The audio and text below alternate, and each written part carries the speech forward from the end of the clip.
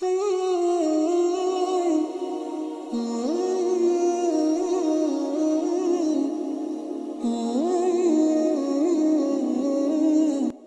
yang subscribe dilancarkan rezekinya, dan yang like, komen dimudahkan jalannya masuk surga. Bismillahirrahmanirrahim. Assalamualaikum warahmatullahi wabarakatuh. Syukur alhamdulillah, senang sekali rasanya kita bisa berjumpa lagi di channel ini. Shalawat dan salam selalu dan tetap tercurahkan kepada junjungan kita Nabi besar Muhammad Shallallahu Alaihi Wasallam. Allahumma shalli ala Sayyidina Muhammad wa ala ali Sayyidina Muhammad. Harapan dan doa saya semoga saudaraku semuanya selalu diberikan kesehatan, dilapangkan rezekinya, diampuni dosa-dosanya, dan dipanjangkan umurnya. Amin ya robbal alamin. Sahabat beriman yang dirahmati Allah, salat adalah tiang agama. Bagi mereka yang beriman, salat adalah hal wajib yang tidak boleh ditinggalkan dalam keadaan sakit sekalipun. Rajin menjalankan salat tentu merupakan hal yang sangat baik dan mulia. Namun hal tersebut tidak lantas menjamin seseorang menjadi hamba yang dekat dengan Allah Subhanahu wa Ta'ala. Lalu, siapakah orang yang rajin salat namun justru jauh dari Allah Subhanahu wa Ta'ala? Dan seperti apa cirinya? Dalam suatu hadis, Rasulullah Shallallahu Alaihi Wasallam bersabda, sesungguhnya pertama kali yang dihisab atau ditanya, diminta pertanggungjawaban dari segenap amalan seorang hamba di hari kiamat kelak merupakan salatnya. Bila salatnya baik, maka beruntunglah ia, dan bila mana salatnya rusak, sungguh kerugian menimpanya. Untuk itu, sangat penting bagi kita untuk rutin mendirikan salat. Namun, untuk mendapatkan ridha dan surganya, tidak hanya dengan rajin menjalankan salat.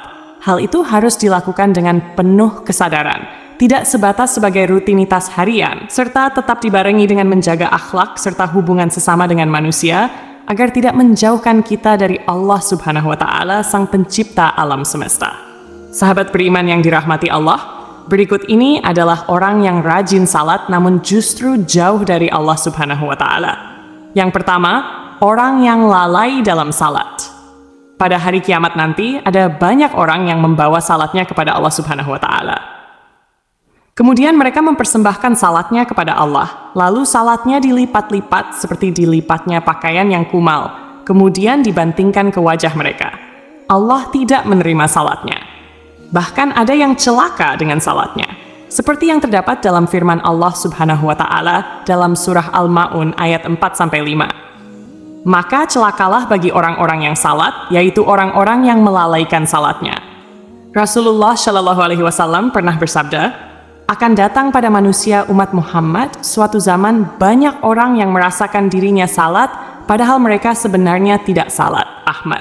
Perintah salat adalah untuk mengingat Allah Subhanahu wa Ta'ala. Dikatakan dalam surah An-Nisa ayat 43, sehingga kamu mengetahui akan apa-apa yang kamu ucapkan. Oleh karena itu, dalam mengerjakan salat tidak boleh lalai. Yang dimaksud lalai adalah tidak mengetahui maksud apa yang dibaca dan apa yang dikerjakan.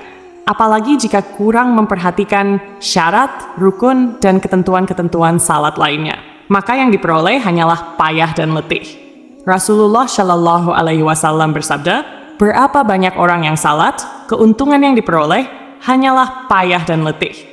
Jadi, meskipun merasa dirinya salat, tapi hakikatnya tidak salat. Ia tidak akan mendapatkan hikmah Allah Subhanahu wa Ta'ala.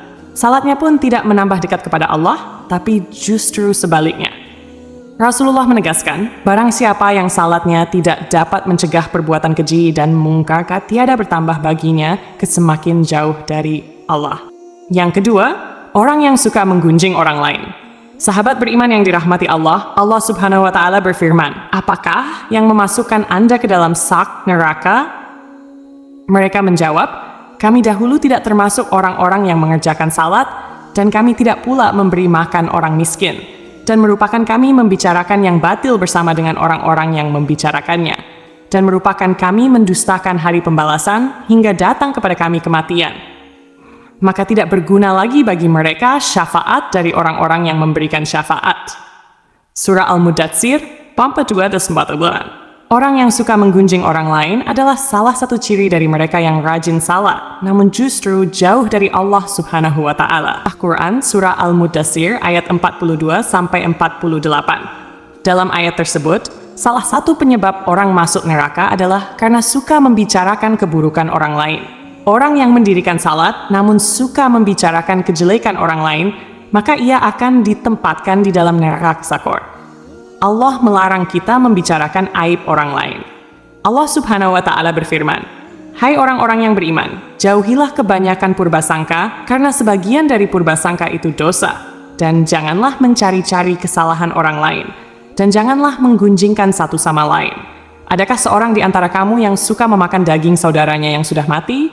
Maka tentulah kamu merasa jijik kepadanya, dan bertakwalah kepada Allah. Sesungguhnya Allah Maha Penerima Taubat lagi Maha Penyayang." Yang ketiga, orang yang acuh pada sesama. Allah Subhanahu wa Ta'ala berfirman, "Sesungguhnya aku hanya akan menerima salat orang-orang yang merendahkan dirinya karena kebesaranku, menahan dirinya dari hawa nafsu karena aku, yang mengisi sebagian waktu siangnya untuk berzikir kepadaku, yang melazimkan hatinya untuk takut kepadaku, yang tidak sombong terhadap makhlukku, yang memberikan makan kepada orang yang lapar, yang memberikan pakaian kepada orang yang telanjang, yang menyayangi orang yang terkena musibah, yang memberikan perlindungan kepada orang yang terasing. Kelak cahaya orang itu akan bersinar seperti cahaya matahari. Aku akan berikan cahaya ketika dia dalam kegelapan. Aku akan berikan ilmu ketika dia tidak tahu. Aku akan melindungi dia dengan kebesaranku.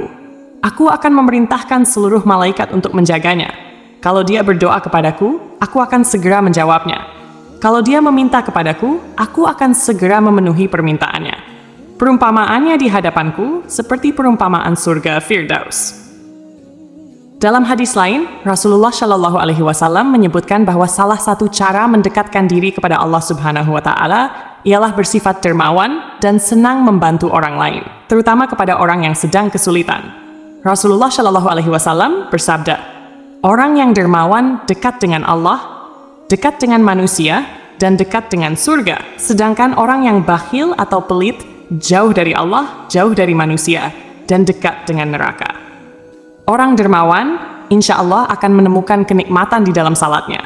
Ia akan memperoleh kenikmatan di dalam salatnya, karena dia dijaga oleh para malaikat, diberi cahaya dalam kegelapan, dan diberi ilmu secara langsung oleh Allah Subhanahu wa Ta'ala yang masuk ke dalam hati sanubarinya.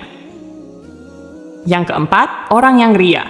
Sebab pertama yang ternyata mampu menjerumuskan seorang ahli ibadah tetap mendapatkan azab, bahkan menjadi penghuni neraka, adalah karena mereka ria. Hal tersebut terjadi apabila semua amal saleh yang dilakukan selama di dunia itu bukan untuk mencari ridha Allah, melainkan dilakukan karena ingin pamer dan mengharap pujian dari manusia.